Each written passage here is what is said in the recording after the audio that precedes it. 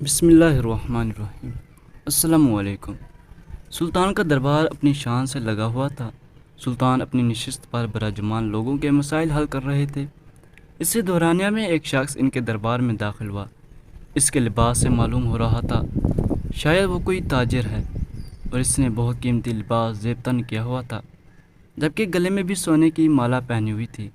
سلطان نے اس کا طائرانہ جائزہ لیا۔ وہ آدمی اکیلا نہیں تھا بلکہ اس کے ساتھ ایک اور شخص موجود تھا، کافی گھبرایا ہوا تھا۔ سلطان نے اس قیمتی لباس والے آدمی کی جانب دیکھا اور کڑک لہجے میں بولے، ابھی کہ ابھی اس آدمی کا گریبان چھوڑو اور دونوں سیدھے کھڑے ہو کر اپنا مسئلہ بتاؤ۔ ہمارے دربار میں ذرا برابر بھی اگر لڑائی کرنے کی تم دونوں میں سے کسی ایک نے بھی کوشش کی تو یاد رکھنا سزا کے دونوں مستحق ہوں گے۔ جس آدمی نے گریبان تھاما ہوا تھا اس نے فوراً ہی گریبان چھوڑ دیا تھا اور سلطان کی جانب دیکھتے ہوئے کہنے لگا، سلطان معظم، میں آپ کے پاس اس شخص کو پکڑ کر لایا ہوں۔ آپ کہتے ہیں نا آپ کو زنا کرنے والوں سے سخت نفرت ہے، اور زنا کرنے والوں کو آپ سخت سے سخت سزا دیتے ہیں۔ یہ شخص وہی ہے، یہ بھی زنا کر رہا ہے۔ اس کا تعلق مصر سے ہے۔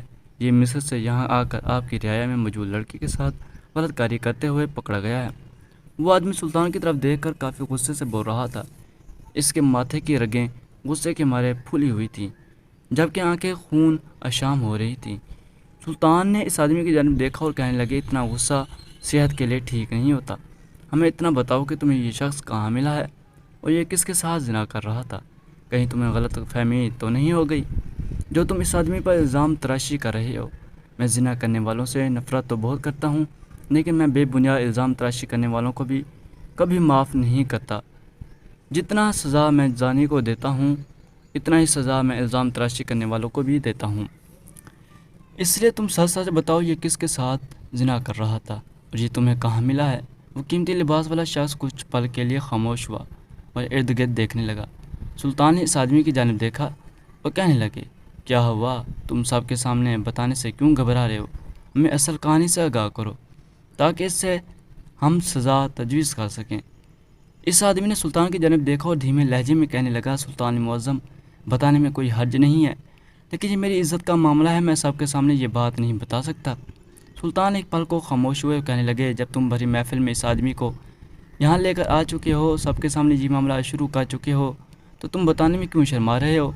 جو بھی بات ہے تم بتاؤ، ہمارے دربار سے کوئی بات باہر نہیں جائے گی۔ اس بات کا ہم تم سے وعدہ کرتے ہیں۔ وہ آدمی کچھ پل کے لیے خاموش ہوا، نظر جھکا کر کہنے لگا، سلطان معظم، یہ شخص میری بیٹی کے ساتھ میرے ہی گھر میں زنا کرتے ہوئے پکڑا گیا ہے۔ میں کسی کام کے سلسلے میں باہر گیا ہوا تھا اور جب میں گھر کے اندر واپس آیا تو یہ میری بیٹی کے ساتھ کافی غیر اخلاقی حرکت کر رہا تھا۔ سلطان ایک پل کو خاموش ہو گئے تھے، پورے دربار میں سناٹا چھا گیا تھا۔ وہ آدمی مزید کہنے لگا، میں نے جب اس کو پکڑا اور اس پر غصہ کرنے لگا، اس کو مارا پیٹا تو اس نے بتایا کہ مصر سے یہاں آیا ہے۔ سلطان نے ایک نظر اس آدمی کو دیکھا اور اس لڑکی کے باپ کو خاموش رہنے کے لیے کہا۔ وہ آدمی کافی گھبرایا ہوا تھا، اس کے ہاتھ پاؤں بہت بری طریقے سے کپکار رہے تھے۔ سلطان بغور اس کی ایک ایک حرکت کو نوٹ کر رہے تھے۔ سلطان نے اس آدمی کو مخاطب کیا اور کہنے لگے، تم مصر سے یہاں کام کرنے کے لیے اتنے دور کیوں آئے ہو؟ اگر تمہیں زنا کرنا ہی تھا تو تم کسی بھی لڑکی کو مصر میں ہی پکڑ کر اس کے ساتھ زنا کر سکتے تھے۔ وہاں پر تو تمہیں کوئی پوچھنے والا بھی نہیں تھا۔ یہاں پر میری سلطنت میں آ کر تم یہ کام کیوں کر رہے تھے؟ مجھے وجہ بتاؤ تاکہ میں تمہارے معاملے کو سمجھ کر تمہاری سزا تجویز کر سکوں۔ اس آدمی نے سلطان کی جانب دیکھا اور کہنے لگا، سلطان معظم، میں اس بات کو تسلیم کرنے کے لیے تیار ہوں کہ میں نے ان کی بیٹی کے ساتھ زنا کیا ہے اور میں مصری شخص ہوں، لیکن میں آپ سے درخواست کرتا ہوں کہ میری سزا کو کم کیا جائے اور مجھے معاف کر دیا جائے۔ میں دوبارہ ایسے غلطی نہیں کروں گا، بلکہ یہاں کا کبھی رخ بھی نہیں کروں گا۔ یہ مجھ سے انجانے میں غلطی سرزش ہو گئی ہے۔ میں تو خود زنا کے خلاف ہوں، لیکن نہ جانے میں کیوں بہک گیا اور میں نے ان کی بیٹی کے ساتھ یہ قدم اٹھا لیا۔ وہ آدمی کچھ اور مزید کہتا کہ اس لڑکی کے باپ نے گھماتا ہوا زناٹے دار تھپڑ اس زانی آدمی کے منہ پر مارا تو وہ یکدم ہی لڑکھڑا کر زمین بوس ہوا۔ وہ قیمتی لباس والا آدمی بد تہذیبی پر اتر آیا تھا، اس آدمی کو گالیاں دینے لگا تھا۔ اس نے پل میں ہی دربار کا پورا ماحول خراب کر دیا تھا۔ سلطان کو یہ سب چیزیں کافی ناگوار گزر رہی تھی۔ ان کے چہرے سے ہی معلوم ہو رہا تھا کہ وہ اس وقت بہت غصے میں ہیں۔ ان کے دربار میں بے وجہ ہی شور ہو رہا تھا۔ انہوں نے فوراً ہی اپنے سپاہی کو اشارے سے حکم دیا کہ اس قیمتی لباس والے آدمی کو تھوڑا دور کر کے پکڑ لیا جائے تاکہ وہ آرام سے اور تحمل سے اس زانی آدمی سے بات کر لے۔ ان کے حکم کی فوراً ہی تعمیل کی گئی تھی اور اس آدمی کو 2 سپاہیوں نے پکڑ کر دور کر دیا تھا، جبکہ وہ بہت زیادہ جھپٹا رہا تھا۔ اس کا بس نہیں چل رہا تھا وہ اس مصری شخص کا قتل کر دے، لیکن سلطان کی موجودگی میں اس کے اندر اتنی ہمت نہیں تھی کہ وہ قتل کر پاتا۔ جب وہ آدمی ان سپاہیوں سے بھی قابو نہیں ہوا تو سلطان اپنی نشست سے کھڑے ہوئے اور غصے سے غرائے، اگر تم ایک پل میں سیدھے کھڑے نہیں ہوئے تو یاد رکھنا ہم بالکل بھی تمہیں انصاف نہیں دلوائیں گے، بلکہ تمہیں اپنے دربار سے بھی باہر نکال دیں گے، اور ہو سکتا ہے دربار میں گستاخی کرنے کی وجہ سے تمہیں کال کوٹڑی میں بند بھی کر دے۔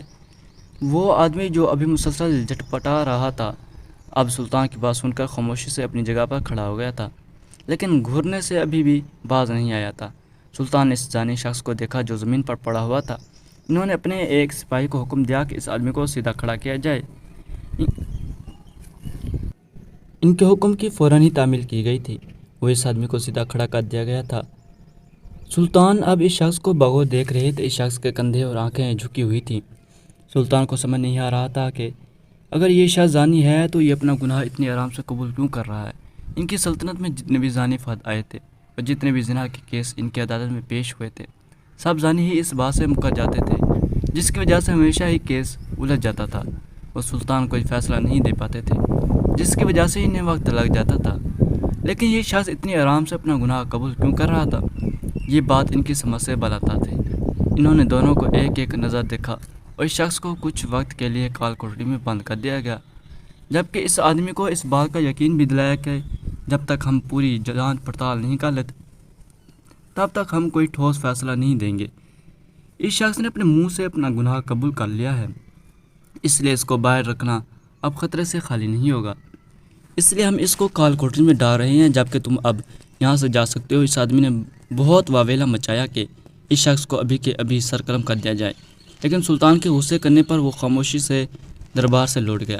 سلطان اپنی نشست پر بیٹھ کر کافی الجھے ہوئے تھے۔ انہیں سمجھ نہیں آ رہا تھا کہ وہ کیا فیصلہ دے، آخر کیوں وہ شخص اتنی آرام سے یہ گناہ قبول کر رہا تھا۔ یہ بات ان کو بالکل بھی سمجھ نہیں آ رہی تھی۔ تھوڑی دیر بعد ہی اور لوگ دربار میں آتے جا رہے تھے اور اپنا مسئلہ سلطان کو بتا رہے تھے۔ انہوں نے ساری چیزوں کو پست پش ڈال دیا اور اپنی رعایا کے مسائل حل کر رہے تھے۔ دوپہر ہوتے ہی دربار کا دروازہ بند کر دیا گیا تھا اور سلطان اپنی نشست سے اٹھ کر اپنے مخصوص کمرے میں چلے گئے تھے۔ وہاں جا کر انہوں نے ظہر کی نماز ادا کی اور اپنی مخصوص جگہ پر بیٹھ کر اس معاملے کے بارے میں سوچنے لگے کہ آخر یہ آدمی ایسا برتاؤ کیوں کر رہا ہے۔ کافی دیر سوچنے کے بعد بھی جب ان کے دماغ میں کوئی بات نہیں آئی تو وہ اپنی جگہ سے جھٹ کے اٹھے اور کال کوٹری کی طرف جانے لگے۔ وہ جیسے ہی کال کوٹری میں داخل ہوئے تو تمام قیدی یکدم ہی ان کی طرف متوجہ ہو گئے تھے، جبکہ دروازے پر ہی کھڑے دونوں پہرے دار بھی سلطان کو دیکھ کر ادب سے سلام کرنے لگے تھے۔ سلطان سیدھا اس مصری شخص کے پاس آئے تھے جس کا کیس آج سلطان کی عدالت میں پیش ہوا تھا۔ وہ آدمی قدرے کونے میں غم سم سب بیٹھا ہوا، نہ جانے وہ کن خیالات میں گم تھا۔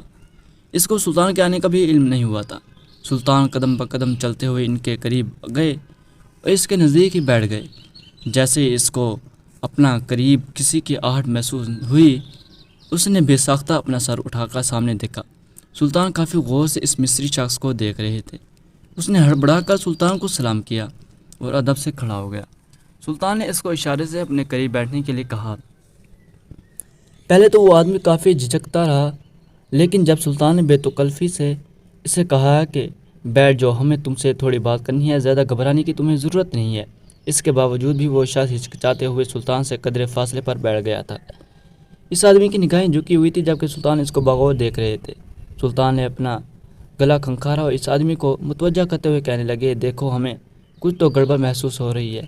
ایسا ہمارے ساتھ پہلی بار ہوا ہے۔ وہ قیمتی لباس والا آدمی مسلسل تمہیں زانی کا خطاب دے رہا تھا، تمہیں مار رہا تھا، تمہیں گالیاں نکال رہا تھا۔ ہمیں بھی ہمیشہ جب یہ بات معلوم ہوتی ہے کہ کسی نے زنا کیا ہے تو ہم بھی اپنا آپا کھو دیتے ہیں اور ہمیں بھی بہت غصہ آتا ہے، لیکن پہلی بار ہمارے ساتھ کچھ الگ سا ہو رہا ہے۔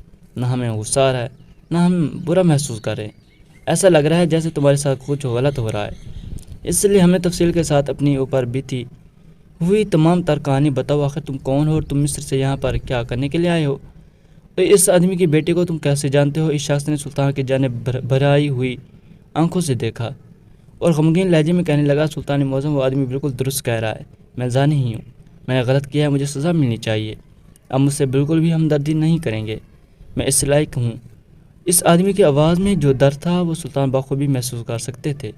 سلطان نے اس مصری شخص کے کندھے پر ہاتھ رکھا اور نرم لہجے میں بولے، ہمیں اپنے اوپر بیتی ہوئی داستان سناؤ، ہم تمہیں اس بات کا حکم دے رہے ہیں، ہم وعدہ کرتے ہیں ہم اس بارے میں کسی کو بھی نہیں بتائیں گے، کہیں فیصلہ لیتے ہوئے ہم سے کوئی غلطی نہ ہو جائے، اس لیے ہم بار بار تم سے یہ سوال دہرا رہے ہیں۔ اس شخص نے ایک نظر سلطان کو دیکھا اور روتے ہوئے اپنے اوپر بیتی ہوئی تمام داستان سنا دی کہ وہ لڑکی اس شخص کی کیا لگتی ہے اور مصر سے یہاں پر کیا کرنے کے لیے آیا ہے۔ جیسے جیسے وہ اپنے اوپر بیتی ہوئی داستان سلطان کو سناتا جا رہا تھا، ان کی رگیں غصے سے پھولتی جا رہی تھیں۔ وہ آدمی چپ ہوا تو سلطان غصے سے گرجتے ہوئے کہنے لگے، جب وہ آدمی تم پر مسلسل ہاتھ اٹھا رہا تھا، تم سے بدتمیزی سے پیش آ رہا تھا، تمہیں گالیاں نکال رہا تھا، تب تم نے اس کو ساری سچائی کیوں نہیں بتائی؟ آخر تم کیوں چپ رہے؟ تم کیا پاگل ہو؟ کب تک تم خود پر یہ ظلم سہتے رہو گی؟ یہ تو غلط بات ہے نا۔ یہ سننے کے بعد جو بات اس آدمی نے سلطان سے کہی تھی وہ سلطان کو اس آدمی پر فخر کروانے کے لیے کافی تھی۔ سلطان اپنی جگہ سے بے ساختہ اٹھے اور کال کوٹری سے نکلتے چلے گئے۔ انہوں نے ایک بار پھر اسی وقت دربار لگایا تھا اور اپنے سپاہی کو حکم دیا تھا کہ اس قیمتی لباس والے آدمی کے گھر جاؤ اور اس کی بیٹی اور اس آدمی کو دربار میں بلا کر لاؤ، ہم ابھی کے ابھی اس معاملے کا حل نکالیں گے۔ ان کے حکم کی فوراً تعمیل کی گئی تھی اور ان کا سپاہی کچھ دیر میں ہی ان دونوں باپ بیٹی کو لے کر دربار میں حاضر ہو گیا تھا، جبکہ سلطان نے وزیر کے ہمراہ اس مصری شخص کو بھی کال کوٹری سے دربار میں بلا لیا تھا۔ ایک بار پھر دربار سج چکا تھا، تمام درباری سلطان کو حیرت سے دیکھ رہے تھے، جبکہ وہ مصری شخص بھی سلطان کو کافی پریشان نگاہوں سے دیکھ رہا تھا۔ سلطان نے اس قیمتی لباس والے شخص کو دیکھا اور کہنے لگا، تمہارا کہنا ہے کہ یہ مصری شخص تمہاری بیٹی کے ساتھ زنا کرتے ہوئے پکڑا گیا ہے، اور اگر یہ بات معاشرے میں پھیلتی ہے تو تمہاری بیٹی کی بہت بدنامی ہوگی، اس لیے ہم تمہیں ایک حل بتاتے ہیں کہ تم ان دونوں کا ابھی کے ابھی نکاح کر دو تاکہ یہ بدنامی یہیں پر دب جائے اور یہ دونوں ایک محرم رشتے میں بندھ جائیں۔ یہ بات سنتے ہی وہ آدمی ہتے سے اکھڑ گیا اور کہنے لگا، سلطان معظم یہ کیسا انصاف ہے؟ آپ کو چاہیے تھا آپ اس ناہنجار شخص کا ابھی کے ابھی قتل کر دیتے، آپ نے کیوں اس کو ابھی تک پناہ دے رکھی ہے؟ اور میں کبھی بھی اپنی بیٹی کی شادی اس انسان سے نہیں کروں گا جو میری بیٹی کے ساتھ نامحرم ہوتے ہوئے بھی تعلقات قائم کرتا ہے۔ یہ سن کر سلطان اپنی نشست سے کھڑے ہوئے اور قدم با قدم چلتے ہوئے اس آدمی کے قریب آ گئے اور اپنی تلوار اس آدمی کے پاس کرتے ہوئے کہنے لگے، تو ٹھیک ہے، اگر یہ مصری شخص غلط ہے اور اس نے گناہ کیا ہے تو تم ابھی کے ابھی ہماری تلوار سے ہماری آنکھوں کے سامنے اس آدمی کا سر قلم کر دو۔ زنا کرنے والے کی یہی سزا ہم تجویز کرتے ہیں، اس لیے ہم یہ اختیار تمہیں دے رہے ہیں۔ اس آدمی نے ایک نظر سلطان کو دیکھا اور ان سے کہنے لگا، سلطان معظم آپ سچ کہہ رہے ہیں، میں یہ قتل اپنے ہاتھوں سے کر دوں۔ سلطان نے سر کو ہلکی جنبش دی اور کہنے لگے، لیکن اس سے پہلے ہماری ایک شرط ہے، ہماری تلوار وہاں پر رکھی ہوئی ہے۔ وہ ایک طرف کو اشارہ کرتے ہوئے کہنے لگے، آپ وہاں سے اٹھا کر ہماری تلوار یہاں لے آئیں اور اس کو ہماری میان میں ڈالیں، اس کے بعد ہم خود اپنے ہاتھوں سے اپنی تلوار نکال کر آپ کو دیں گے تاکہ آپ اس شخص کا اپنے ہاتھ سے قتل کر دیں۔ اس شخص نے فوراً ہی تیزی دکھائی اور سلطان کی تلوار جو ایک طرف رکھی ہوئی تھی اس کو اٹھا کر لایا تھا اور ان کی میان میں ڈالنے لگا تھا، لیکن جیسے ہی وہ میان میں ان کی تلوار ڈالتا، سلطان فوراً ہی اپنی میان کو آگے پیچھے کر دیتے، جس کی وجہ سے وہ آدمی میان میں تلوار ڈال ہی نہیں پا رہا تھا۔ کافی انتھک محنت کے بعد بھی جب میان میں تلوار نہیں گئی تو وہ آدمی پریشان ہوتے ہوئے کہنے لگا، سلطان معظم آپ یہ کیا کر رہے ہیں؟ میں کب سے آپ کی میان میں تلوار ڈالنے کی کوشش کر رہا ہوں، لیکن آپ مسلسل میان کو آگے پیچھے کر رہے ہیں، جس کی وجہ سے میری تلوار میان میں جا ہی نہیں پا رہی۔ سلطان نے ایک نظر اس قیمتی لباس والے شخص کو دیکھا اور کہنے لگے، اگر تم میان میں تلوار نہیں ڈال پا رہے تو اس کا مطلب ہے ابھی تک تم سمجھ ہی نہیں پائے۔ وہ آدمی سلطان کی بات کو سمجھ ہی نہیں پا رہا تھا، وہ فوراً سر نفی میں ہلانے لگا اور کہنے لگا، سلطان معظم باخدا میں آپ کی بات بالکل بھی نہیں سمجھ رہا، نہ آپ مجھے تلوار میان میں ڈالنے دے رہے ہیں، نہ آپ اس شخص کا کوئی فیصلہ کر رہے ہیں، آخر آپ چاہتے کیا ہیں؟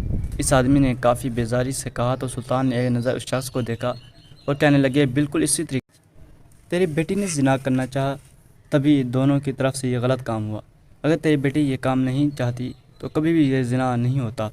وہ آدمی ایک پل کو بالکل خاموش ہو گیا تھا، تمام درباری اپنی نشست سے کھڑے ہو کر سلطان کو حیرت سے دیکھ رہے تھے، جبکہ وہ مصری شخص بھی سلطان کو حیران نگاہوں سے دیکھ رہا تھا۔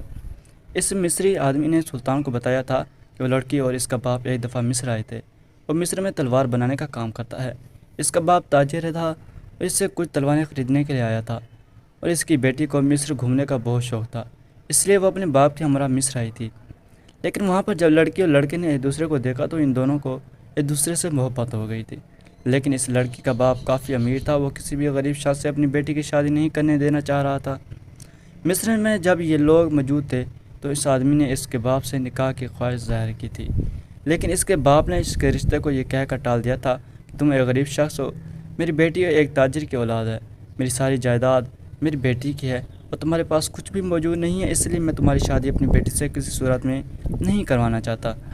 اس کی بیٹی نے بھی اپنے باپ سے کافی ضد کی تھی، لیکن اس کے باوجود بھی اس کا باپ اس رشتے کے لیے بالکل بھی رضامند نہیں ہوا اور اپنی بیٹی کو زبردستی مصر سے واپس اپنے شہر لے آیا تھا۔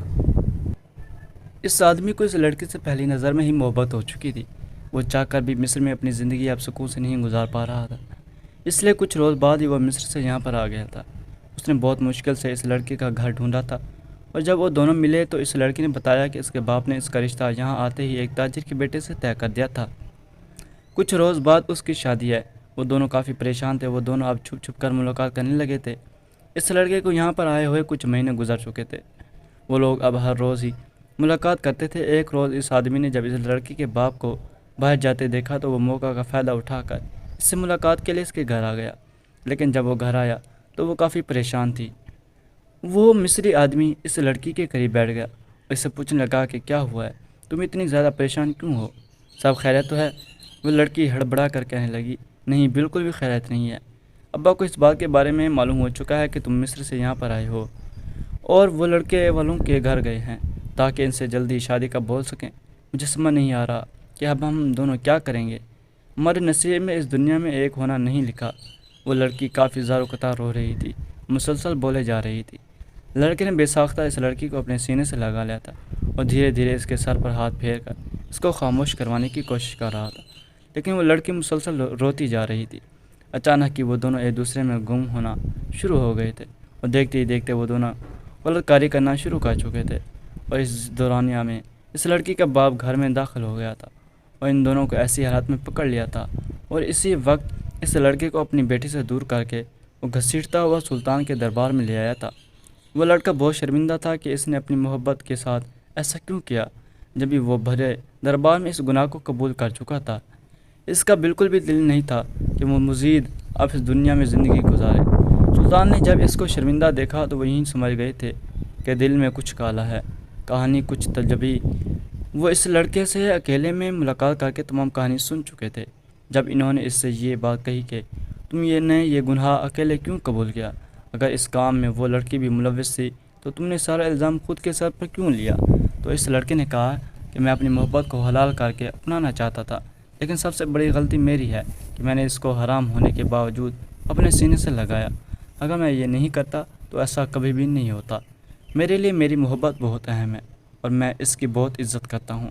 اگر میں سارا الزام خود کے ساتھ نہیں لیتا تو بھرے مجمع میں اس کی بہت بے عزتی ہوتی، پوری دنیا اس کو تھو تھو کرتی، اور میں یہ نہیں چاہتا کہ میرے مرنے کے بعد میری محبت پر الزام تراشی ہو۔ میں چاہتا ہوں کہ میری محبت ساری دنیا کے سامنے سر جھکا کر نہیں بلکہ سر اٹھا کر چلے۔ سلطان کو لڑکا بہت ہی مختلف لگا تھا۔ انہوں نے دل میں تہیہ کر لیا تھا کہ وہ ہر حال میں ان دونوں کو ایک کر کے دم لیں گے، لیکن اس سے پہلے انہیں کسی بھی طریقے سے اس لڑکی کے باپ کو سمجھانا تھا کہ غلطی صرف اس مصری آدمی کی نہیں تھی بلکہ ان کی بیٹی کی بھی تھی، کیونکہ دونوں کی طرف سے ہی قدم اٹھایا گیا تھا۔ جب سلطان نے اس آدمی کو یہ بات سمجھائی کہ اگر میدان میں تلوار میری مرضی کے بغیر تم نہیں ڈال پا رہے ہو تو اسی طریقے سے اگر وہ لڑکا تمہاری بیٹی کے ساتھ زنا کر رہا تھا اور تمہاری بیٹی اس کو یہ کرنے دے رہی تھی تو اس کا مقصد یہی تھا کہ تمہاری بیٹی بھی اس کام میں ملوث تھی۔